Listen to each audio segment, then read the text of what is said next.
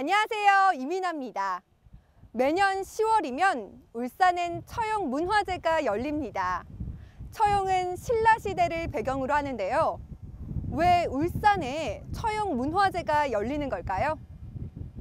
1200여 년 전 울산엔 신라의 국제 무역항이 있었다고 합니다. 처용과 연관이 있었다고 하는데요. 전설의 도시 울산, 그 현장 속으로 함께 가보시죠.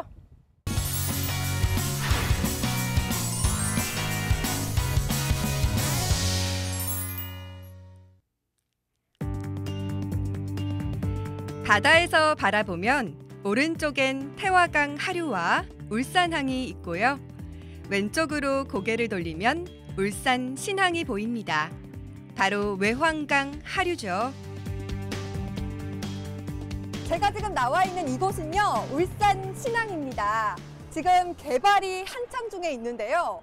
이 공사가 다 끝이 나면 이곳은 국제적으로도 아주 유명한 오일 허브항이 된다고 합니다. 아니 그런데요, 1200년 전에도 이곳이 아주 유명한 국제항이었다고 합니다. 아라비안 상인들이 오고 갔던 그런 국제항이었다는 사실 여러분들은 알고 계셨나요? 울산신항에서 상류로 4km 정도 올라가면 개운포가 나오는데요. 이곳이 바로 1200여 년 전 신라의 국제무역항이었다는 사실 알고들 계셨나요? 공사 현장만 가득해서 사실 이곳이 그렇게 유명한 항구였다는 게 상상이 안 가요. 그렇죠. 지금 우리가 봐도 이래 전혀 별세계가 되어버려가지고 옛날 걸 진짜 할 수가 없어요. 그 옛날 영화로웠던 국제항 개운포, 그 흔적도 보이지 않는데요. 무심한 오리들만이 유유자적하고 있습니다. 이건 이제 외환강이라고 그래요. 그 외환강이라는 건 바깥 외지요. 그 안내 이제 내환강이라고 또 있습니다. 내환이라고 있어요. 우리가 저 태화강 그 시내 가면 그 내환 마을도 있고 내환 초등학교도 있고 내환 나루도 있었고 그곳은 이제 내환이고 요거는 이제 바깥에 울산 바깥에 외환, 그 바깥 외자 외환강이 바로 요 강이 되겠습니다. 그렇다면 이 내환강이 있는 쪽이 아니라 이 외환강 쪽에 개운포가 들어선 이유는 뭔가요? 말하자면 여기가 이제 그 수심이 깊고 조수 간만의 차가 거의 없어요. 이 굉장히 옛날에 배가 한 100여 척 이상 이게 쭉 되어가 있었던 그런 큰 포구였는데 이게 왜 그러냐면 여기서 서랍을 가기가 굉장히 가까워요. 왜냐하면 우리가 이제 다른 간포라든지 저 대봉 같은 데는 산을 넘어가야 되잖아요. 여기서는 옛날에 그 배를 내리면 바로 이 강을 따라 쭉 올라가면 울산을 거쳐서 구라를 거쳐가지고 그 다음에 바로 서라벌로 바로 가져요. 그래서 옛날부터 여기가 아주 중요한 또 큰 아주 폭우로서 최적지였다. 서라벌 특히 신라시대에는 그랬다고 얘기를 할 수가 있어요. 태화강을 두고 왜 개운포에 신라의 무역항이 생겼는지 조금은 이해가 되시죠? 아라비아 상인도 왔다. 또 페르시아의 무역선도 왔다.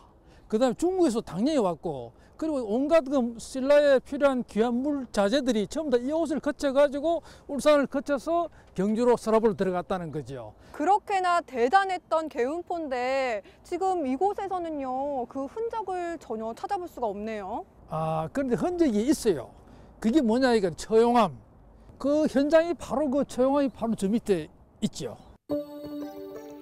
외환강에는 옛 신라의 흔적이 한 곳 남아 있습니다. 개운포 아래 자리 잡은 처용함인데요. 신라의 전설이 깃든 바위입니다. 처용설화가 경주가 아닌 울산에서 시작됐다는 사실을 이제야 알았습니다. 처용함에 관련된 가장 유명한 설화는 어떤 게 있을까요?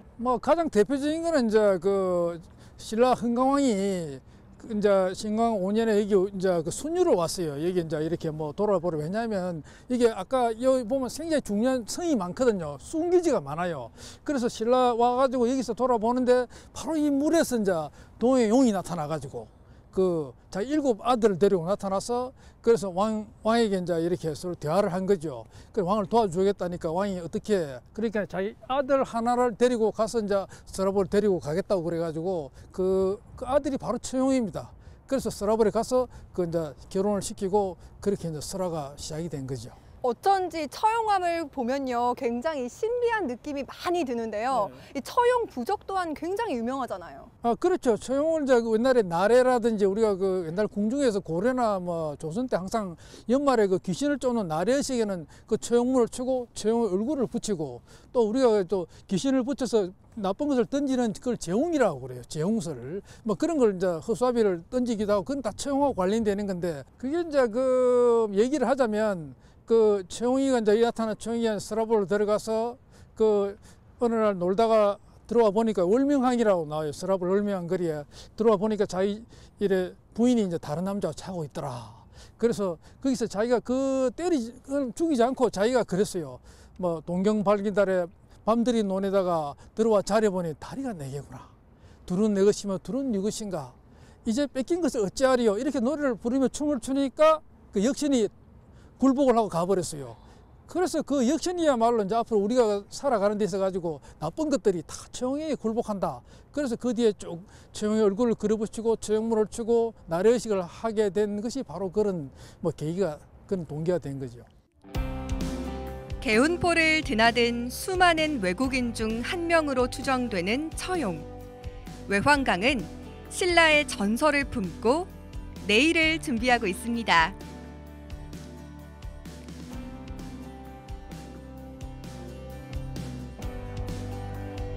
개운포는 조선시대에도 중요한 항구였습니다.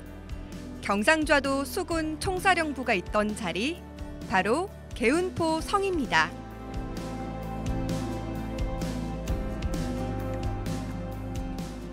개운포랑 처용함을 이렇게 쭉 돌아봤는데요. 이곳에 무슨 성 같은 게 있네요. 여긴 어떤 곳이에요? 이게 이제 개운포 영성인데 개운포 경상 좌수영 성입니다. 이 성은 자관 굉장히 오래된 우리가 참 성으로서 그 신라시대 때부터 있었다고 보아지고 그리고 임진왜란 때 여기에 그 요 앞에 격전이 펼쳐졌거든요. 왜냐하면 여기에 임진왜란 때 우리 의병들 수군 의병들이 여기 주둔해 있다가 요 앞을 지나가는 그 외적들 그 외적을 쳤어요. 그 외적들이 경주로 들어가기 위해서 여러 번 지나가는 걸 나가서 치고 그래서 개운포 전투라고 개운포 성전이라고 우리 의병사에 울산 의병사에 기록이 돼 있고 거기서 우리 전사한 그 의병장도 꽤 많아요. 경제적, 군사적 요충지였던 개운포. 우린 너무 잊고 살았습니다.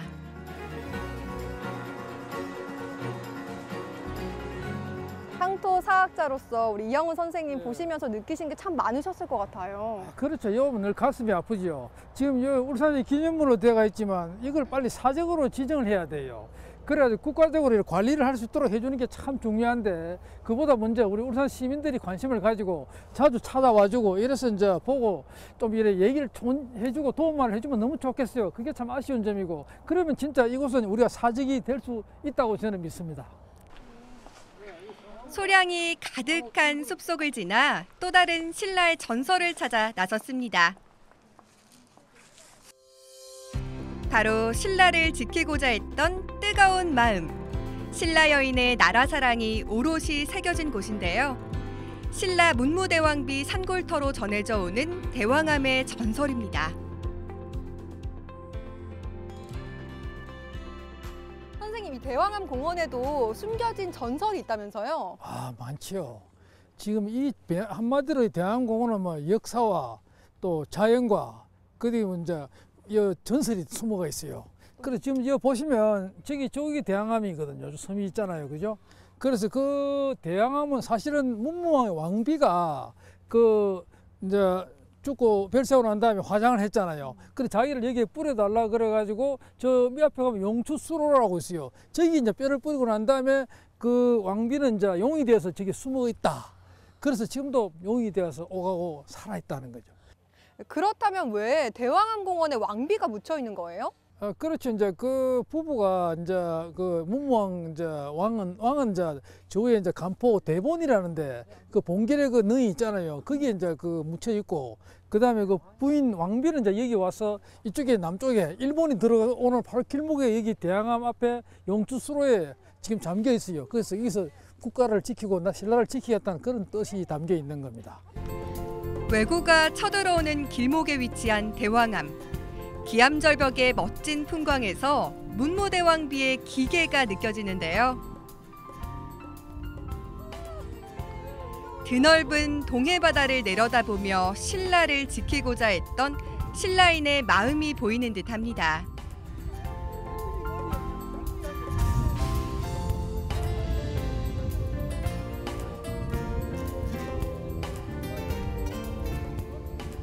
우리가 그 옛날에 그 일본 외지 건너면 뭐 육지로 안 가지 않으면 항상 이 바다를 돌아서 올라갔어요. 그래서 여기를 지키는 게 굉장히 중요하기 때문에 문무대항비가 호국 용이 돼가지고 이것을 지켰다. 뭐 그런 상황입니다. 그러니까 옛날에 그 우리가 신라 역사를 보면 울산이 서라벌의 입술이라 그랬어요. 입술 계지면이 그래서 울산이 고려에 항복하고 바로 신라가 망했잖아요. 경순왕이 그걸 말리기 위해서 울산에 나왔고, 그럴 정도로 울산은 경주에 진짜 너무 가까운 곳, 신라를 지킬 수 있는 마지막 최후의 보루가 바로 여기였고, 그런 의미가 바로 이 장소에 뜻이 들어있는 겁니다.